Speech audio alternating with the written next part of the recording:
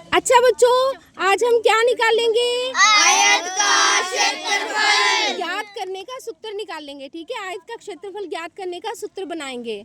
ये हमने छोटा सा एक वर्ग लिया है। क्या लिया है? वर्ग। और इसकी ये भुजा ना 1 सेंटीमीटर की है। कितनी की है? 1 सेंटीमीटर। तो इसकी तो सारी भुजाएं 1-1 सेंटीमीटर की होगी। तो इसका क्षेत्रफल हो गया 1 वर्ग सेंटीमीटर। कितनी जगह घेरी हुई है इसने? कितना फर्श घेर रखा है? 1 वर्ग सेंटीमीटर। तो वो 1 वर्ग सेंटीमीटर इसका क्षेत्रफल हो गया। जितने क्षेत्र पे बैठा है ना, वो इसका क्षेत्रफल हो जाता है। तो देखो, इसकी लंबाई भी 1 है और ये वाली चौड़ाई, क्योंकि वर्ग है तो सारी भुजाएं बराबर होंगी। तो इसका क्षेत्रफल हो गया 1 वर्ग सेंटीमीटर। ठीक है, अब ये बताओ बच्चों, ये हमने क्या बनाया? आयत। ये भी क्या बनाई? आयत। और ये भी क्या बना रखी है? आयत। तो सबसे पहले आप इस आयत की लंबाई ज्ञात करो। जल्दी से आप इस आयत की लंबाई ज्ञात करो। 7 ऐसे नहीं ज्ञात करनी, ऐसे ज्ञात करनी है। ऐसे रख के और ऐसे इस आयत की लंबाई ज्ञात करो। जल्दी जल्दी बता, आयत की लंबाई कितनी है? फटाफट। ये उल्टी साइड है, सीधी साइड से कर। आयत की लंबाई तो बोलो भाई बच्चों, आयत की लंबाई कितनी है? 7 सेंटीमीटर। 7 दिख रहा है ना सभी को? 7 है। Yes, चलो चौड़ाई भी नोट करो सारे बच्चे। चौड़ाई बताओ जल्दी से, कितनी है? 4 सेंटीमीटर। तो यहाँ लिखो लंबाई 7, चौड़ाई 4 बराबर भी डाल दो यहाँ। तो देखो भाई बच्चों, इसकी लंबाई आपको पता है, इसकी चौड़ाई आपको पता है। इसने कितना क्षेत्र घेर रखा है? इतने सा 1 वर्ग सेंटीमीटर है, तो सब सारों को गिन लो और ये बताओ ये सारा कितना क्षेत्र इसने घेर रखा है, कितने क्षेत्रफल पर ये फैली हुई है। तो एक जो वर्ग है ना, वो 1 वर्ग सेंटीमीटर का है। तो टोटल कितने वर्ग सेंटीमीटर क्षेत्र को घेर रखा है? देखना जरा इन्होंने, गिन लो ये सारी की सारी। एक वर्ग सेंटीमीटर के बराबर है।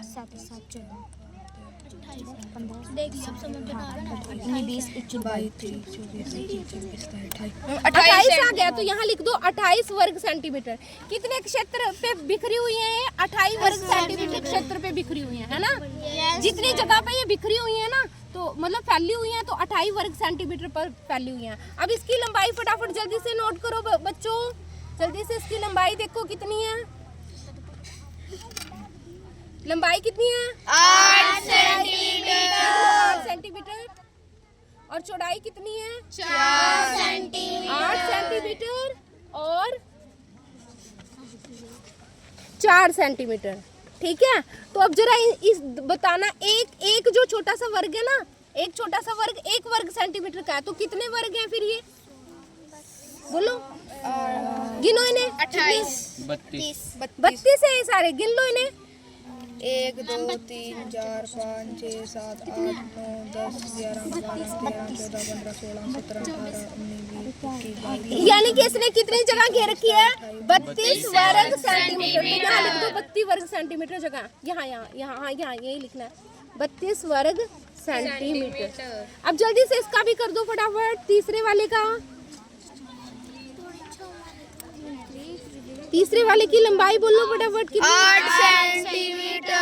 और चौड़ाई चौड़ाई 3 सेंटीमीटर।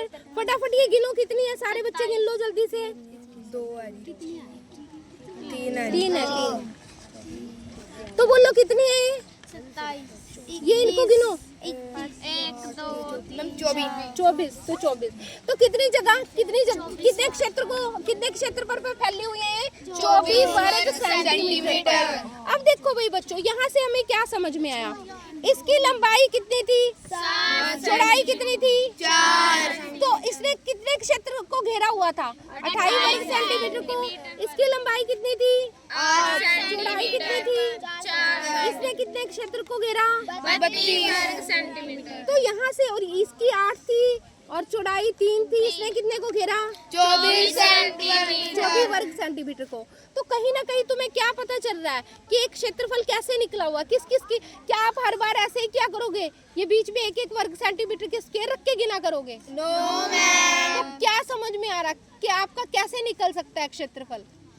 लंबाई और चौड़ाई की गुणा। देखो 7 और 4 की गुना कितनी होती है? 28। 8 और 4 की गुना कितनी होती है? 32। 8 और 3 की गुना कितनी होती है? 24। तो क्षेत्रफल निकालने के लिए ऐसे 1 सेंटीमीटर के 1 वर्ग सेंटीमीटर के स्क्वायर रखने की जरूरत नहीं, 1 वर्ग सेंटीमीटर के छोटे छोटे वर्ग रखने की जरूरत नहीं है, ठीक है ना।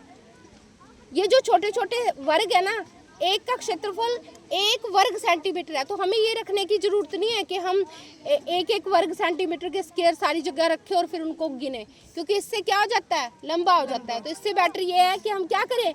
लंबाई और चौड़ाई की गुणा कर लें। तो बोलो आयत का क्षेत्रफल क्या हो गया? लंबाई गुना चौड़ाई। आयत का क्षेत्रफल हो गया लंबाई गुना चौड़ाई। चौड़ाई। अच्छा, इस एक अकेली का कितना क्षेत्रफल था? 1 वर्ग सेंटीमीटर। कितना था? 1 वर्ग सेंटीमीटर। तो अभी देखो, जब तुमने इसका क्षेत्रफल निकाला था 1 वर्ग 2 वर्ग 3 वर्ग ऐसे ऐसे करके तुमने कितना निकाला था? इसका वर्ग 28 वर्ग सेंटीमीटर। लेकिन आप हर बार ऐसे वर्ग नहीं रखोगे, आप सीधा लंबाई गुना चौड़ाई से क्षेत्रफल का फार्मूला निकाला करोगे, मतलब क्षेत्रफल निकाला करोगे। किससे निकाला करोगे? लंबाई गुना चौड़ाई। एक बार दोबारा बोलो, आयत का क्षेत्रफल निकालने का फार्मूला लंबाई गुना चौड़ाई।